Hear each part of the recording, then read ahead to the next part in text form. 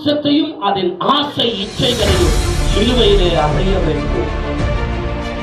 தேவன் நமக்காக பரலோகத்தை விட்டு இறங்கி வந்து சிலுவையில் அறையுண்டு ஜீவனை கொடுத்து நம்மை இந்த பாவ உலகத்தில் இருந்து மீட்டெடுக்கிறார்.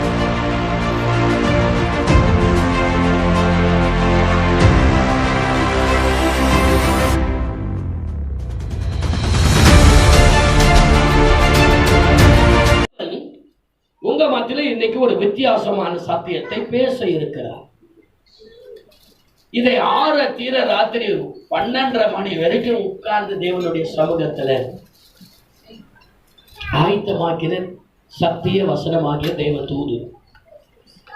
இதை பேசுகிறதற்கு கேட்கிறதற்கும் சமயம் வாய்க்காதபடிக்கு விசுவாச அநேக தடைகளை கொண்டு வந்தாலும் சத்திய வசனத்தை நிதானமாய் பகுத்து போதிக்கிற ஊழியக்காரனாய் அநேக வார்த்தைகளை அநேக சத்திய வசனங்களாகிய தேவ வார்த்தைகளை தேவன் உவமைகளாக பேசினார். இன்னைக்கு தலைப்பு என்ன? தேவன் தம்முடைய வாயை உவமைகளால் திறந்தார் அல்லது தீர்க்க தரிசனத்தின்படி திறப்பார். அவர் வராதுக்கு முன்னே தீர்க்க தரிசனம், அவர் வந்ததுக்கு அப்புறம் அந்த தீர்க்க தரிசனம் சுமார் 1000 வருஷங்களுக்கு அப்பால சொல்லப்பட்ட தாவீதின் சங்கீதத்தில் இருந்த தீர்க்க தரிசனம் அவர் 2000 கழிச்சு வந்ததுக்கு அப்புறம் இயேசு கிறிஸ்துவின் அந்த மறைப்பொருளான தீர்க்க தரிசனம் நிறைவேறிற்று. எப்படி அது நிறைவேறிற்று? சங்கீதக்காரன் எழுதின 78வது வசனத்தில் உள்ள தீர்க்க தரிசன சத்தியம். சங்கீதம் 78 2வது வசனம் சொல்லுகிறது, வாயை உவமையால் திறப்பேன், என் வாயை உவமையால் திறப்பேன், பூர்வ காலத்து மறைப்பொருள்களை வெளிப்படுத்துவேன். வாசிங்க தெலுங்குல. నేను నోరు తెరిచి ఉపమానము చెప్పెదను. నేను నోరు తెరిచి ఉపమానము చెప్పెదను. ప్రైసలా. இன்னைக்கு நீங்க கூட ஒரு காரியத்தை விளங்க பண்ணணும்னா ஒரு உதாரணம் சொல்லுவீங்க. என் வாயை உவமைகளால் திறப்பேன் என்கிற தீர்க்க தரிசனம் யாரை குறித்து சொல்லப்பட்டது, யாருக்குள்ள அது நிறைவேறினது, அதை முதலாவது நாம் அறிய வேண்டும். பிரைசலா. இப்ப மார்க் 4ஆம் அதிகாரம் 2வது வசனத்தை நீங்கள் வாசிப்பீர்கள் என்று சொன்னால், மார்க் 4ஆம் அதிகாரம் 2வது வசனம், ఆయన ఉపమాన రీతిగా చాలా సంగతులు వారికి బోధించుచుండెను. போதமா. அவர் அநேக விசேஷங்களை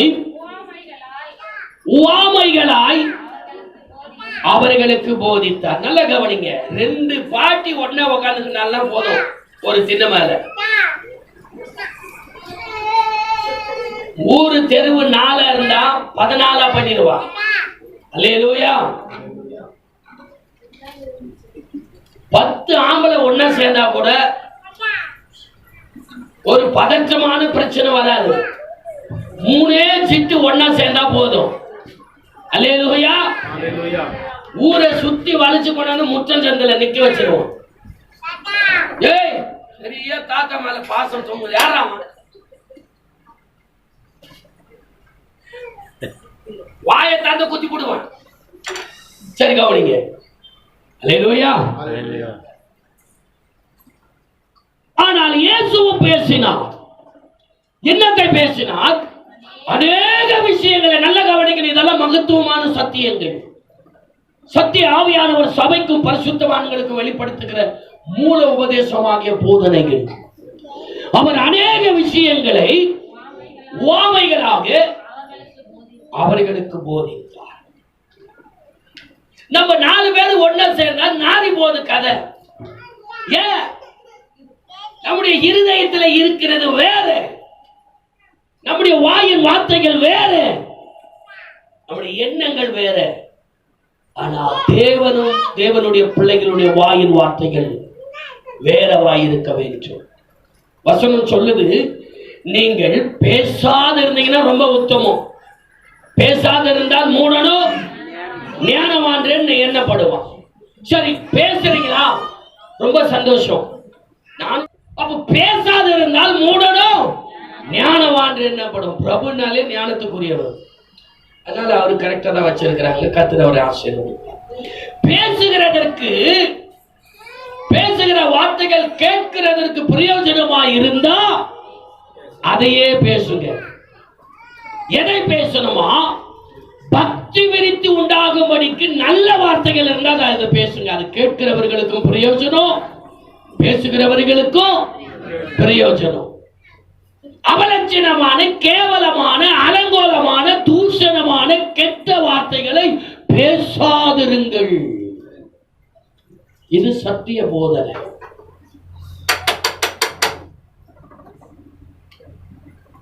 அப்படி பேசுகிறதினால் உங்கள் வாயு, உங்க நாக்கு, உங்க ஆவி, உங்க வார்த்தை நீங்க பேசிக்கங்க அப்படின்னு சொல்லி ஒரு பிரதர் சொல்லுவார் எனக்கு அடிக்கடி.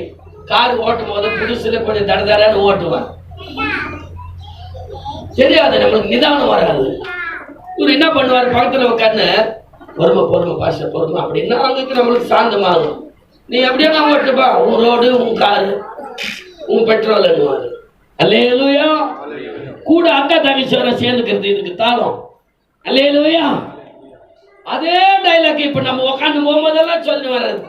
நீ போயப்பா, உன் காரு, ஆமென். நீ எந்த வார்த்தை பேசினாலும், எந்த காரியம் செய்தாலும் அது உனக்கும் பிரயோஜனமாய், உனக்கும் ஆசீர்வாதமாய், அது பிறருக்கும் ஆசீர்வாதமாய் இருக்கும்படிக்கு பேசுகிறதற்கு பக்தி விருத்தி உண்டானால் அதே பேசணுமா? அல்லேலூயா. தேவன் அநேக வார்த்தைகளை தேவன் பேசினார். என்ன காரியத்தை கொண்டு பேசினார்? மார்க்கு 4ஆம் அதிகாரம் 33வது வசனம். மார்க்கு 4ஆம் அதிகாரம். వారికి వినుటకు సత్య కలగవలనని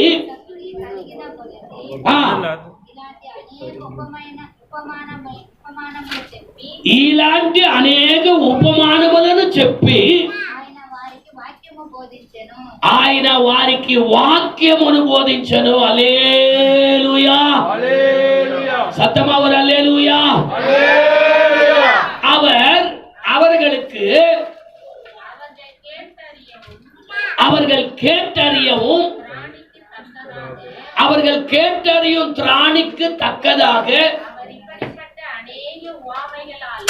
அவர் இப்படிப்பட்ட அநேக உவமைகளாலே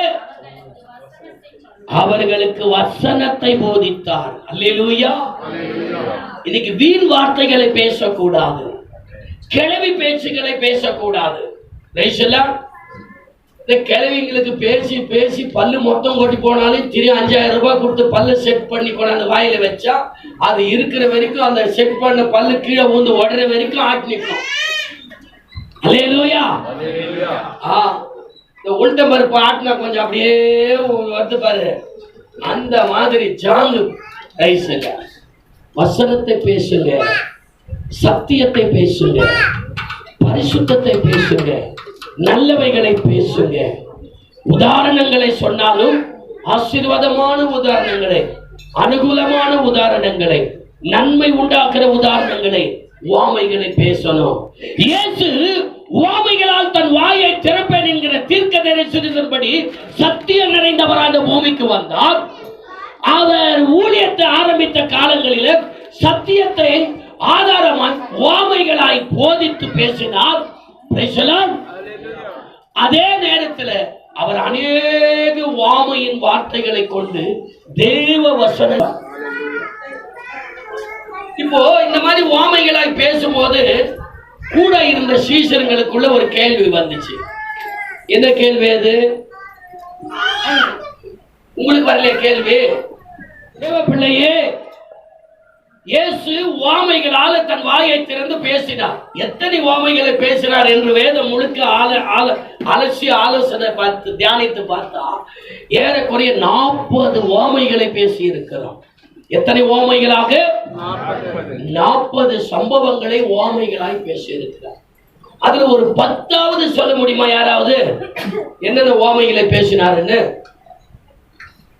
40 வருஷம் கிறிஸ்தவங்களா இருக்கிற சரோஜமாவும் சரி, 30 வயசுல இருக்கிற பாஸ்டமாவும் சரி, அல்லேலூயா, ரட்சிக்கப்பட்டு 25 வருஷம் ஆன பரிசுத்தவான்கள் நீங்க யாரா இருந்தாலும் சரி, ఏరకొరే 40 ఉపమానములను 40 ఉపమానములను దేవుడు వాక్యములో మాట్లాడి ఉన్నాడు మన కొరకు. 30-40 సంవత్సరాలు ఈ సత్యమును మనము చేతిలో పెట్టుకొని ఆరాధిస్తున్నాం కనుక దాంట్లో ఒక 10 ఉపమానములు దేవుడు ఇది మాట్లాడని చెప్పగలరా బ్రదర్? தெரிஞ்சதை சொல்லுங்க. விதையின் விதையை குறித்து உபமானம், உவமை. அல்லேலூயா. அத்தி மரத்தை குறித்து உவமையை பேசினார். அல்லேலூயா. நல்ல சமாரியனை குறித்து உவமையாய் பேசினார். காணாது போன வெள்ளிக்காசை குறித்து உவமையாய் பேசினார். காணாது போன ஆட்டுக்குட்டியை குறித்து உவமையாய் பேசினார். அல்லேலூயா. புளித்த மாவை குறித்து உவமையாய் பேசினார். Praise the Lord. அல்லேலூயா. அப்புறம் சொல்லுங்களேன். இப்படி 40 ஓமைகளை தேவன் வேதத்துல பேசி இருக்கிறார். Praise the Lord. திராட்சை செடியை குறித்து ஓமைகளாய் பேசினார். கனி கொடாத அத்தி மரத்தை குறித்து ஓமைகளாய் பேசினார். இஸ்ரவேல் ஜனங்களை குறித்து ஓமைகளாய் பேசினார். அல்லேலூயா. ஏன் ஓமைகளாய் பேசணும்? கேள்வி பாருங்க. இயேசு ஏன் ஓமைகளாக பேச வேண்டும்? அவர் ஓமைகளாய் பேசுவதற்குரிய முக்கியமான ஒரு காரியம் வாசிங்க. மத்தேயு 13ஆம் அதிகாரம் 10வது வசனம். மத்தேயு 13 10வது వచనం. என்னமா? తరువాత శిశువులు వచ్చి ஆண்டவரை பார்த்து சீஷருங்க வந்து கேட்கிறாங்க, தெய்வமே நீர் ఓమైகளாக ఉపమాన రీతిగా ఎందుకు వారితో మాట్లాడినావు? இவங்களுக்கு என்ன அதிகாரம் பாருங்க. ஆண்டவர்கிட்ட வந்து போதகரே, ஏன் நீர் அவர்களிடத்தில் வாமைகளாய் பேசினீ? ஏன் வாமைகளாய் பேசினே? கேள்வி. அதற்கு ஆண்டவர் சொன்ன பதில் என்ன? நல்ல கவனிக்கணும், நல்ல கவனிக்கணும். நான் சீக்கிரமாய் முடிக்க போகிறேன். பரலோக ராஜ்யம், பரலோகத்தின் ரகசியங்களை அறிகிறதற்கு మీకు అనుగ్రహింపబడినది గాని వారికి అనుగ్రహింపబడలేదు. చక్కగా వినాలి.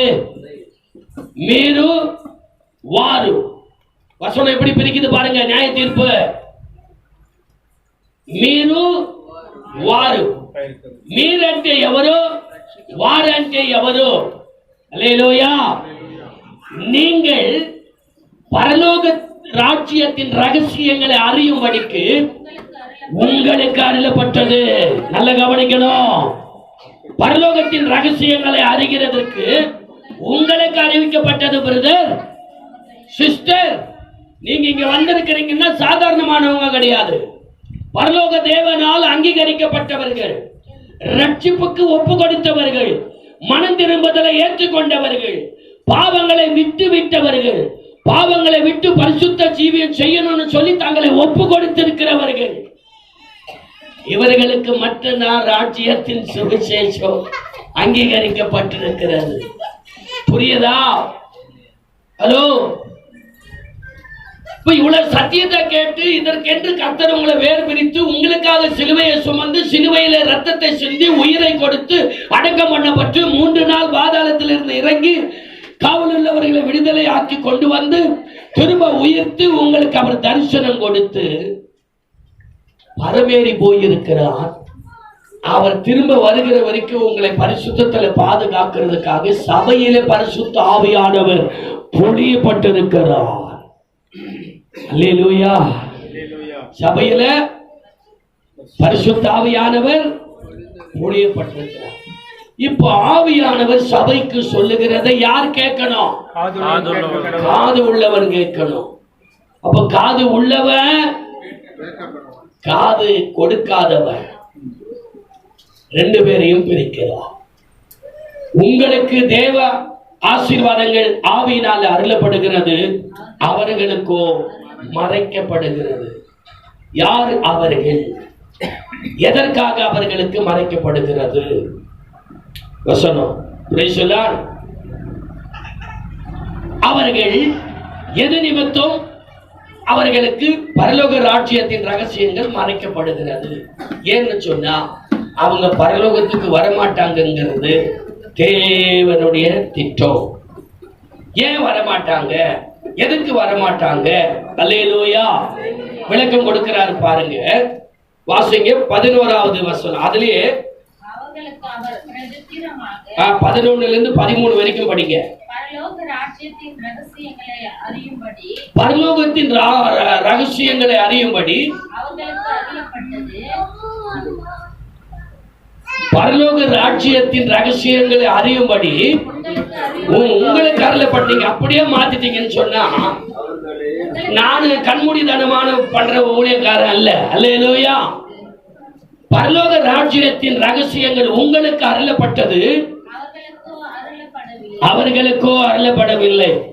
இது இந்த மாதிரி எல்லாம் மிஸ்டேக் வரன்னு சொன்னா ஒரு அம்மா ஜாக்கிரதையா படிக்க தெரிஞ்சா கூட படிக்காம தான் இருதயத்தை ரொம்ப கெட்டியா புடிச்சு வச்சுக்கிறாங்க.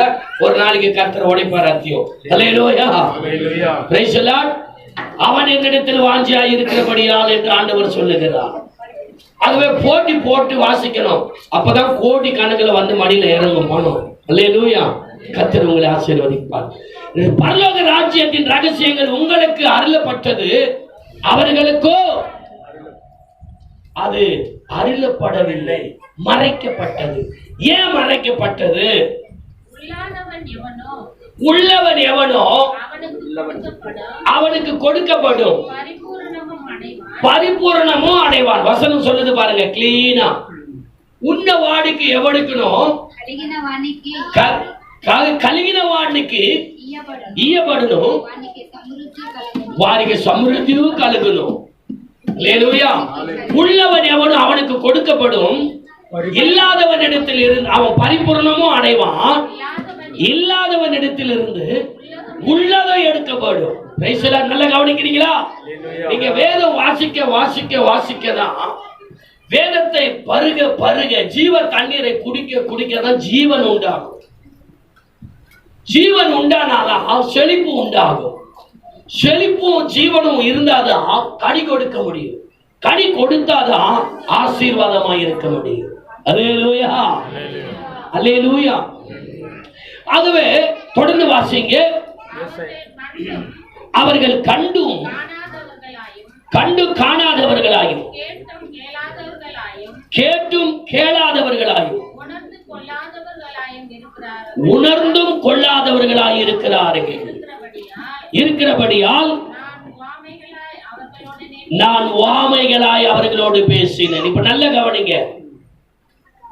உங்களுக்குள்ளே நீங்கள் இப்படின்னு உங்களை சொந்தம் கொண்டாடுறார் உன்னையும் என்னையும் கர்த்தர். அதுக்கு என்ன காரணம்? அவர்கள் அறியார்கள், தேடார்கள், காணார்கள், உணராதவர்கள் அப்படின்னு அவர்களை வேறு பிரிக்கிறார். என்ன காரணம் அப்படி என்று பார்த்தா நல்ல கவனிங்க. ஏசாயாவின் தீர்க்க தரிசனம் அவர்களிடத்தில் நிறைவேறுகிறது. ஏசாயா என்ன தீர்க்க தரிசனம் சொன்னா, அதாவது காதார கேட்டும் உணராதிருப்பீர்கள், கண்ணார கண்டும் அறியாதிருப்பீர்கள். இந்த ஜனங்கள் கண்களினால் காணாமலும் காதுகளினால் கேளாமலும் இருதயத்தில் உணர்ந்து மனம் திரும்பாமலும் நான் அவர்களை ஆரோக்கியமாக்காமலும் இருக்கும்படியாக அவர்கள் இருதயம் கொழுத்திருக்கிறது. அல்லேலூயா. அவர்கள் இருதயம் கொழுத்திருக்கிறது.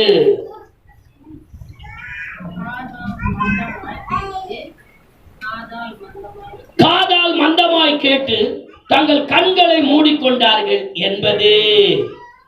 புரியுதுங்களா? அவர்களை அவர் வெறுக்கவும் பரலோக ராஜ்யத்தின் ரகசியங்களை மறைக்கவும் இதுதான் காரணம். அவர்கள் என்கிற மனம் திரும்பாத உலகத்தாருக்கு. மனம் திரும்பின பரிசுத்தவான்களாகிய உங்களுக்கு பரலோக ராஜ்யத்தின் ரகசியங்கள் உவமைகளாய் அல்ல வெளிப்படையாய் அவர் பேசுகிறதற்கு காரணம் என்ன? அடுத்து 16வது வசனம். உங்கள் கண்கள் காண்கிறதினாலும் உங்கள் கண்கள் காண்கிறதினாலும் காதுகள் கேட்கிறதினாலும் உங்கள் காதுகள் கேட்கிறதினாலும் அவைகள் பாக்கியம் உள்ளவைகள். கரங்களை தட்டிவர். அல்லேலூயா, பிரைஸ் தி லார்ட், அல்லேலூயா. அப்ப உங்கள் கண்கள் காண்கிறதினாலும் உங்கள் காதுகள் கேட்கிறதினாலும் நீங்களும் நானும் தேவனுடைய பார்வையில பாக்கியவான்களாய் இருக்கிறோம் என்பதிலே சந்தேகமே இல்லை. அல்லேலூயா. ஆகவேதான் கர்த்தரும் ஆவியானவருமாகிய இரட்சகர் நமக்கு அநேக விஷயங்களை உவமைகளாக உலகத்துக்கு பேசிட்டு சபைக்கும் பரிசுத்தவான்களுக்கும் அவைகளை வெளிப்படுத்தினார். ஏன் சபைக்கு அதை வெளிப்படுத்தினா? சபைதான் ராஜ்யத்தை சுதந்திரிக்கும், சபைதான் பரலோகத்தை போய் அடையும், சபைதான் பரலோக ராஜாவுடைய வருகையில மனுவாட்டியாய் மாறும். ஆகவே அவர் சொன்ன அநேக உபமானங்களில உபதேசங்கள்ல நான் 40 உபதேசங்களை குறித்து உங்களுக்கு சொன்னேன். ஐஸ்வர்யவான குறித்து உபவாசம், உவாமை. ஐஸ்வர்யம் உள்ள ஒரு மனுஷன் இருந்தான், அவன் ரத்தாம்பரங்களை உடுத்தினா, அவன் சுகபோகமாக இருந்தான், இதெல்லாம் சொல்லி இருக்கிறார் இல்லையா? லாசருவை குறித்து ஒரு தரித்திரனாகிய லாசரு இருந்தான். எல்லாம் உபமானங்க தான், இதெல்லாம் உவாமைகள் தான். இந்த உவாமைகளை, விதைகளை, புளித்த மாவை, திராட்சை ரசத்தை, அல்லேலூயா, பழைய வஸ்திரம் புதிய வஸ்திரம், எல்லாம் உவாமைகளாக எத்தனை உவமைகளை பேசி இருக்கிறார். என்னைக்காவது இப்படி நம்ம உட்கார்ந்து தேவ சமூகத்தில் தியானிச்சது உண்டா? ஆண்டவரே, எதற்கு எனக்கு இதை வெளிப்படுத்தினீர்? சீஷர்களுக்கே தெரியல. அன்னைக்கு கேட்கிறாங்க சீஷர்களுக்கு. அவர் சொல்றார், ராஜ்யத்தின் ரகசியங்கள், பரலோக ராஜ்யத்தின் ரகசியங்கள் உங்களுக்கு வெளியரங்கமாக்கப்பட்டது, அவர்களுக்கு மறைக்கப்பட்டது. அவர்கள் உலகத்தார், அவர்கள் உணர்வு இல்லாதவர்கள். காது இருக்குது, கண்ணு இருக்குது. பெத்தானியாவிலிருந்து எருசலேம் வரைக்கும் கோயிலுக்கு போறாங்க. வருஷம் பஸ்கா கொண்டாடுறாங்க. எத்தனை வருஷம் கங்கசாத்துல இருந்து நடந்து வந்து சபைக்கு வந்தோம். வாமைகளாய் தேவன் பேச காரணம், ரட்சிக்கப்பட்ட பிள்ளைகளுக்கு சத்தியத்தை வெளிப்படுத்தி சத்தியத்தை அவர்கள் அறிந்து சத்தியத்தால் விடுதலையாக்கப்பட்டு பரலோகத்துக்கு உள்ளே வரணும். ஒரே ஒரு நோக்கம். ஆகவே சத்தியத்தை அறிவீர்கள், சத்தியம் உங்களை விடுதலையாக்கணும். எங்கிருந்து விடுதலையாக்கும்? உங்கள் அவயங்களிலே போர் செய்கிற இச்சைகளில் இருந்து, மாம்ச சிந்தையில் இருந்து, சுகபோகத்தில் இருந்து, அடிமைதன வாழ்க்கையாகிய பாவத்தில் இருந்து, போதையில் இருந்து, மயக்கத்தில் இருந்து, உலக சிற்றின்பங்களில் இருந்து, சகலவற்றில் இருந்து கர்த்தர் உன்னை என்னை விடுதலையாக்க வேண்டும். அதற்கு வழி சத்தியம்தான்.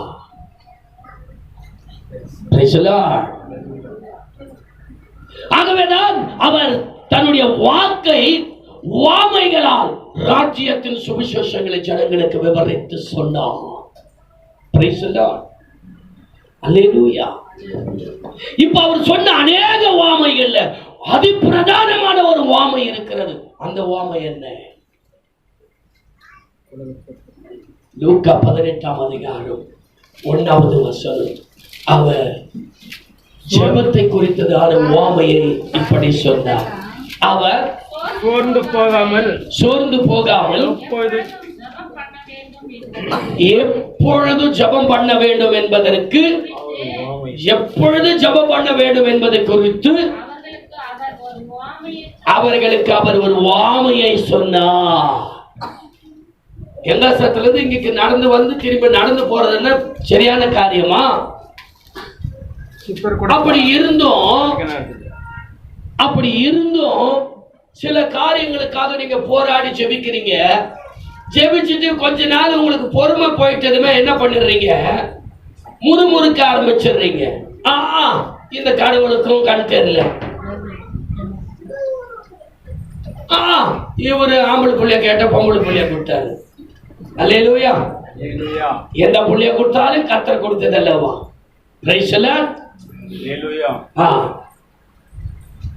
ஒரு அம்மா யாமாக அல்லேலூயா. Praise the Lord.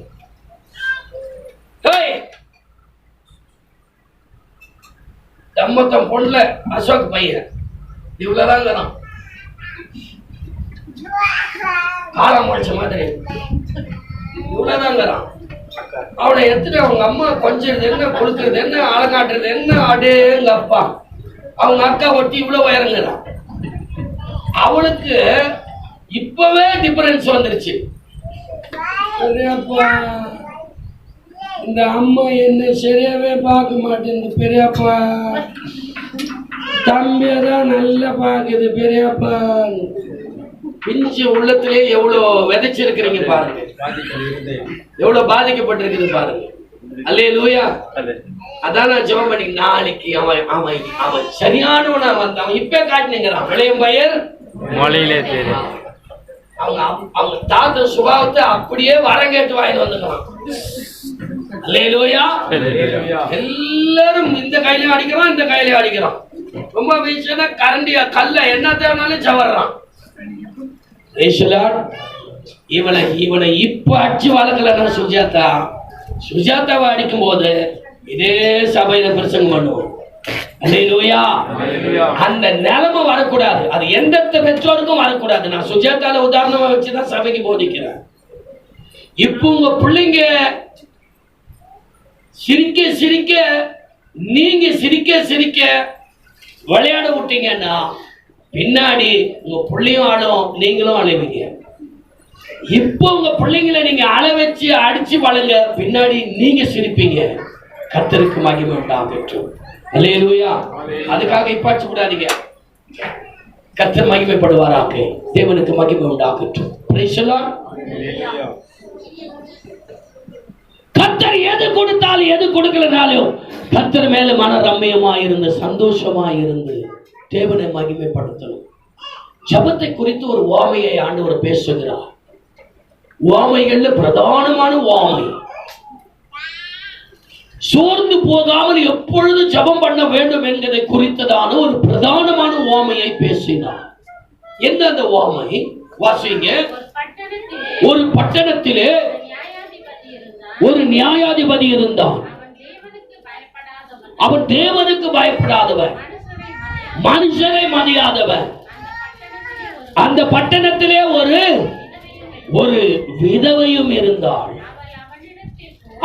அவனிடத்தில் போய் எனக்கும் என் எதிராளிக்கும் இருக்கிற காரியத்தில் எனக்கு நியாயம் செய்ய வேண்டும் என்று விண்ணப்பம் பண்ணினான். நல்ல கவனிங்க. விண்ணப்பம் பண்ணினான். எப்படி விண்ணப்பம்? நீங்க பாஸ்டிங் பிரேயருக்கு வரீங்க பாருங்க. என்னைக்கு வர்றது? நீங்க எல்லாரும் விடாத குட் ஃப்ரைடே. குட் ஃப்ரைடே அது சொல்லுது பாரு எங்க பொண்ணு. என்ன வெள்ளிக்கிழமை? Good Friday. பெரிய வெள்ளிக்கிழமைனா அன்னைக்கு டபுளா வருதா? எப்படி வருது? பெரிய வெள்ளிக்கிழமைன்னு எனக்கு ஒண்ணு அர்த்தம் ஆகல. வாரத்துல 52 வெள்ளிக்கிழமை இருக்குது. அதுல பெரிய வெள்ளிக்கிழமை என்ன? கஞ்சி ஊத்துறாங்க. இங்க யாரோ சொன்னீங்களே என்ன ஃப்ரைடே? நீங்க அன்னைக்கு என்ன குட்டே பண்றாங்களா? குட்டே பிஸ்கட்.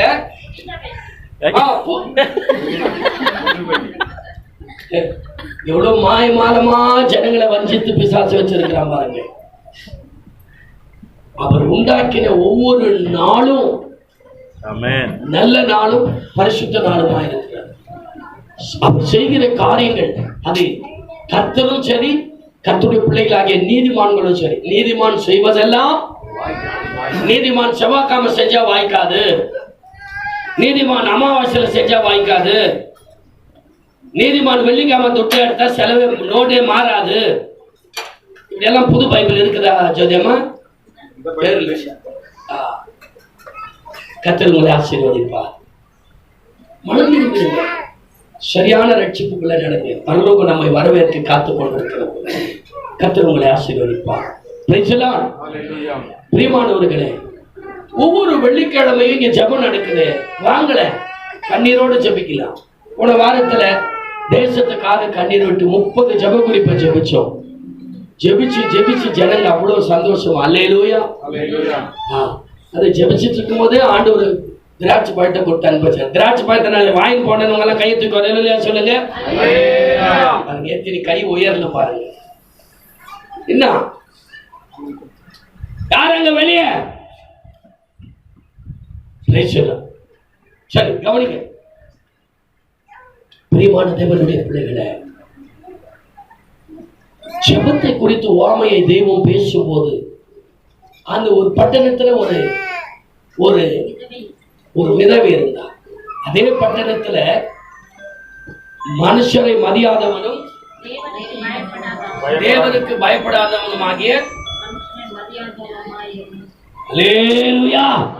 சத்தமா ஒரு அல்லேலூயா சொல்லுங்க. தேவனுக்கு மகிமை உண்டாவதாக. கர்த்தருடைய ஓமைகளிலே பிரதானமான ஓமை ஜெபத்தை குறித்ததான ஓமை.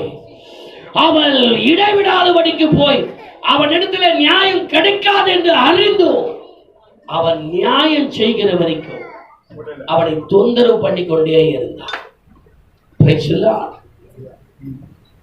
இப்படிப்பட்ட விசுவாசத்தை, இப்படிப்பட்ட ஜெபத்தை தேவன் இங்கே மனந்திருக்கிற பரிசுத்தவான்களாகிய நம்மிடத்தில் அவர் எதிர்பார்க்கிறார். குட் ஃப்ரைடேக்கு வர்றது, ஈஸ்டருக்கு வர்றது, கிறிஸ்துமஸ்க்கு வர்றது, இந்த 3 கூட்டத்தாரையும் சேர்த்து எவ்வளவு பெரிய நரகத்துல போடுவாருன்னு எனக்கு தெரியாது. அல்லேலூயா. நாங்கள் இடைவிடாமல் ஆராதிக்கிற எங்கள் தேவன் எரி நரகத்துக்கும் எரிகிற சூளைக்கும் தப்புவிக்க வல்லவர். அவர்கள் தான் பரலோகவாசிகளும் பரிசுத்தவான்களுமாய் இருக்கிறார்கள். சும்மா காலத்துக்கு ஏற்றபடி, ஆட்களுக்கு ஏற்றபடி, சமயத்துக்கு ஏற்றபடி எல்லாம் நடிக்கிறவர்களை தேவனோ மடிச்சு திருப்பி அனுப்பி விடுவார். இது சத்தியம். ஆகவே சபை கூடி வருதலை விட்டு விடாதிருங்கள். கர்த்தர் உங்களை ஆசீர்வதிப்பார். Price the Lord. ஜெபத்தை குறித்து உவமையில சொல்லும் பொழுது இந்த விதவையை குறித்து சொன்னது இடைவிடாமல் ஜெபம் பண்ண சொல்லி. வசனம் என்ன சொல்லுது பாருங்க.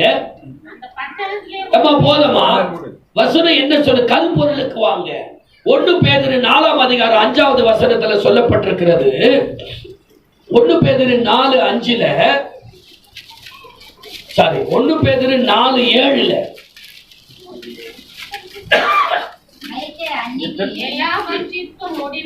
எல்லாவற்றுக்கும் முடிவு சமீபமாய் வந்திருக்கிறது. ஆகையால் தெளிந்த புத்தி உள்ளவர்களாய் இருந்து ஜெபம் பண்ணுவதற்கு ஜாக்கிரதையாயிருங்கள். அல்லேலூயா. ஜெபத்தை குறித்ததான உவமையை பேசினார், ஜெபத்தை குறித்ததான ஜாக்கிரதையை பேசினார். அடுத்து ஜெபத்தை குறித்ததான கண்டினியூஸ் என்ன பாருங்க. 1 தெசலோனிக்கேயர் 5ஆம் அதிகாரம் 17வது வசனம். இடைவிடாமல் ஜெபம் பண்ணுங்கள். அல்லேலூயா. உவமைகளிலே பிரதானமான உவமை ஜெபம் பண்ணுகிறதை குறித்ததான ஒரு உவமை. அதுல இயேசு கிறிஸ்து பிரைஸ் தி லார்ட் ஒரு பெரிய அடங்காத ஒரு ராட்சதனை குறித்து பேசினார். மனுஷனையும் மதியாதவர், தேவனுக்கும் பயப்படாதவர், கொல்லாத நியாயாதிபதி அவன். அல்லேலூயா. அவங்கிட்டயே நியாயத்தை வெளிப்படுத்த முடியுமானா நல்ல நீதியுள்ள நியாயாதிபதியாக இயேசு கிறிஸ்து வரும் பொழுது உன்னையும் உன் குடும்பத்தையும் உன் மனைவி பிள்ளைகளையும் உன் கணவனை கூப்பிட்டு அழைத்து ஆசீர்வதித்து நித்திய ராஜ்யத்துக்குள்ள போங்கன்னு சொல்லுவாரா? அல்லது உங்களை அறியே நீ வெள்ளிக்கிழமை பெரிய வெள்ளிக்கிழமைக்கு மாத்திரம் வந்து போயிட்ட, அல்லேலூயா, நீ குத்து பிரேவுக்கு மாத்திரம் வந்து போயிட்ட, அல்லேலூயா, அப்புறம் புனித வெள்ளிக்கு மாத்திரம் வந்து போயிட்ட. அது என்ன புனித வெள்ளி? சாந்தம்மா வெள்ளி இல்லையா? சுகனம்மா வெள்ளி இல்லையா? புனித வெள்ளி. புனிதம்மா வெள்ளி மட்டும் எப்படி வரும்? ஹல்லேலூயா. கர்த்தர் உங்களை ஆசீர்வதிப்பா. மனதிரும்பின தெய்வ சபையே, ராஜ்யத்தின் சுவிசேஷத்தை குறித்ததான ரகசியங்கள் உங்களுக்கு அருளப்படுகிறது, அவர்களுக்கு மறைக்கப்பட்டது. நீங்கள் யார்? தேவனுடைய உவமைகளின் சத்திய வசனங்களுக்கு செவி கொடுத்து மனம் திரும்பி ரட்சிக்கப்பட்டு பரிசுத்தாவின் அபிஷேகத்தை பெற்று தேவ நீதியை நிறைவேற்றுகிற ராஜரீக மேன்மை பெற்ற சந்ததி. கர்த்தர் உன்னையும் நீங்கள் ஆசீர்வதிப்பார். அல்லேலூயா. இடைவிடாமல் ஜெபிக்கணுமா? ஜெபம் எப்படி இருக்கணுமா? சோர்ந்து போகாம ஜெபிக்கணும், ஜாக்கிரதையாய் ஜெபிக்கணும், இடைவிடாமல் ஜெபிக்கணும். கொலோசியர் 4:2 கொலோசியர் 4:2 கொலோசியர் 4:2 பிரார்த்தனை ಎಂದು நிலக்கடகா நிலக்கடகா நிலக்கடகா ప్రార్థన యందు నిలకడగా ఉండి కృతజ్ఞతగా గలవారై. హల్లెలూయా. என்னத்த உண்டு? கிருத்தజ్ఞత.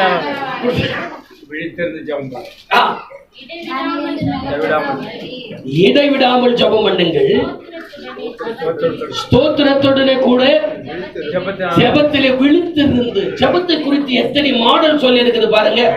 ஜெபம் பண்ணுவதற்கு சோர்வு வரக்கூடாது.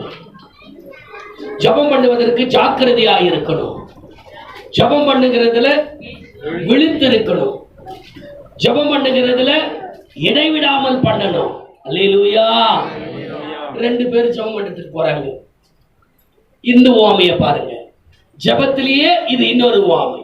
வாசிங்க லூக்கா 18ஆம் அதிகாரம். அல்லேலூயா.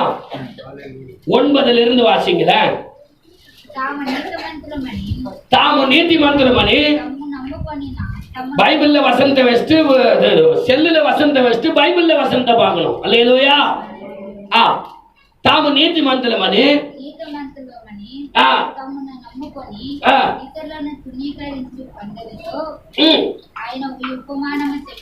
ఆయన ఈ ఉపమానము பாருங்க, எங்க வந்தாலும் ఉపమాனத்திலே கொண்டு வர்றாரு. ప్రార్థన చేయుటకై ఇద్దరు మనుషులు దేవాలయానికి వెళ్ళినారు. వారిలో ఒకరు పరిసయ్యుడు, ఒకరు సుంకరి. పరిసయ్యుడు నిలవబడి, దేవా నేను అన్యాసులను విచారులను ఇతర మనుషుల వలె ఈ సుంకర వలెనైనాను. இந்த ஜெபத்தை பாத்தீங்களா? நம்ம ஆலோசனையிலே வேத வசனத்தை தியானம் பண்ணுவோம். சிந்தனை பக்கத்தில் என்ன பேசணும்? அடுத்தவனை குற்றம் சொல்லுகிறதற்கு நீ யார்? கேட்டமா? இப்ப பாருங்க, உவமைகள்ல கொண்டு வர்றாரு. அத வாசிங்க. இப்ப தமிழ்ல அன்றியும் தங்களை நீதிமான்கள் என்று நம்பி, நல்ல கவனிங்க, மற்றவர்களை அற்பமா எண்ணின சிலரை குறித்து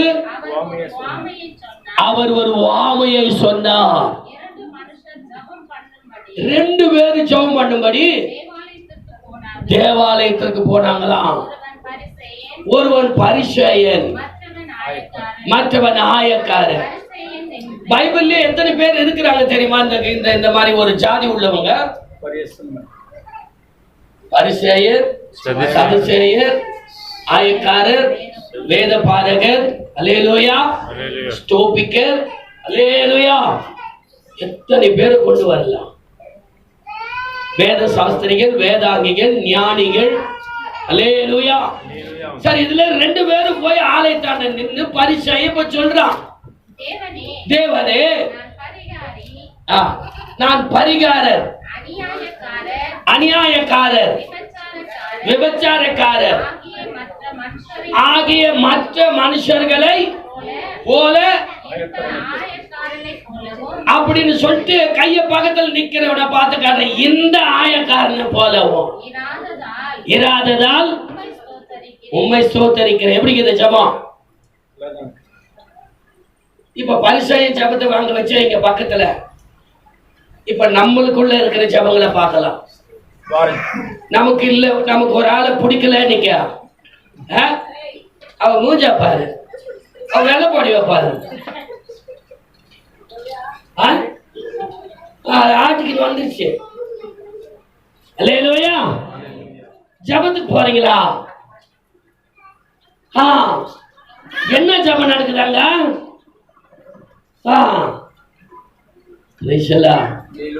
யோசிங்க. பேசிருக்கிறோமா, பேசினேங்கிறோமா, பேச போறோமா? யோசிங்க. அல்லேலூயா. அப்புறம் என்ன சொல்றான் பாருங்க, இதுல வேற 2 தடவை உபவாசிக்கிறேன், என் சம்பாதியத்துல எல்லாம் தசமாக ஒழுங்கா கொடுத்துடுறேன் என்று தனக்குள்ளே ஜெபம் பண்றான். ஆயக்காரன்னா அதுக்கு அர்த்தம் வந்து குற்ற உணர்வு உள்ள இருதயத்தான், பாவங்களை உணர்ந்தவர், பாவத்திலிருந்து விடுதலை அடையும்படி பரிசுத்தத்துக்கு தீவிரிக்கிறவர்,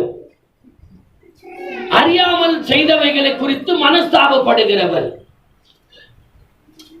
அறியாமல் செய்தவைகளை அறிக்கை செய்து விட்டு விடுகிறவர். இவனுடைய ஜெபத்தை பாருங்க. ஆயக்காரன் தூரத்திலே நின்று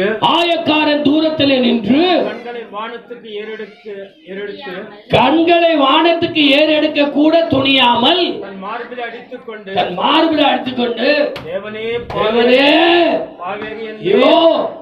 பரிசுத்தமுள்ள தெய்வமே, பரலோகம் இப்படி இருக்குது, சத்தியம் அப்படி இருக்குது, உங்களுடைய பரிசுத்த வாசல் அண்டையில வருகிறது கூட எனக்கு தகுதி இல்லையே, நான் அறியாமல நரக நாக்கத்துல இருந்துட்டேன்னு, நான் மீறுதலுக்கு உட்பட்டனே, நான் பாவத்துக்கு உட்பட்டனே,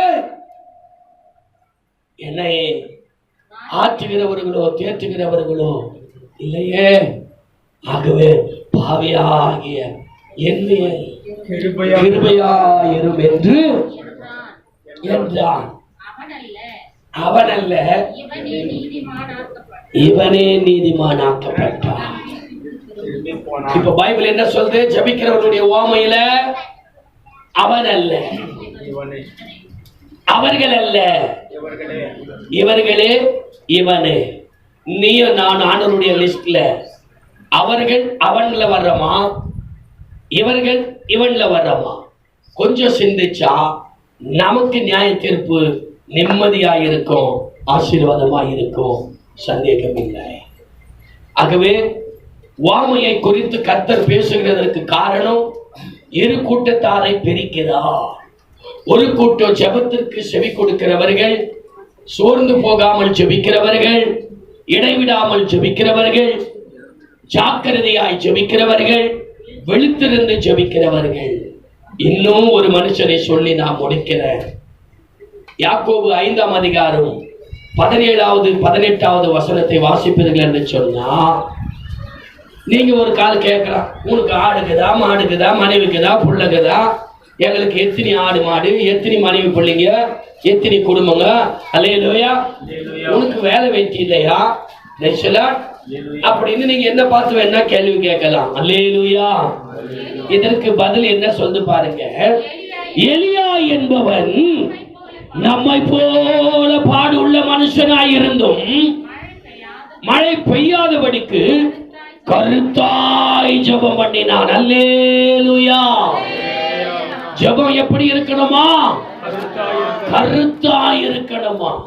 எப்படிப்பட்டவர் கருத்தாய் ஜெபம் பண்ணினா?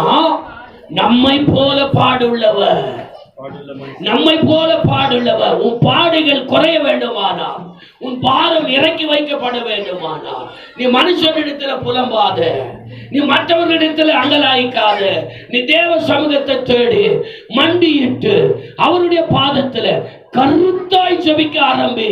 உன் காரியங்கள் கர்த்தரால் வாய்க்கும். கர்த்தருடைய நாமம் மகிமைப்படும்படிக்கு உன் காரியங்களை கர்த்தர் சித்திக்க பண்ணுவார்.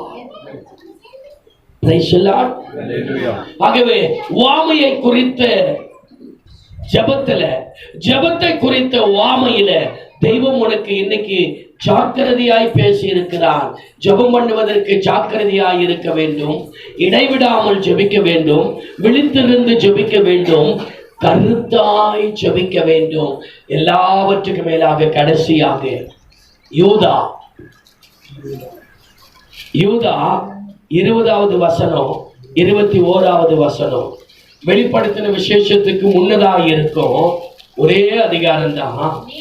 யூதா 20:21 நீங்கள் வாசிப்பீர்கள் என்று சொன்னால், நீங்களோ பிரியமானவர்கள். இப்ப பாருங்க, பரலோகத்துக்குரிய உங்களை குறித்து பேசிக்கிட்டே வர்றாரு.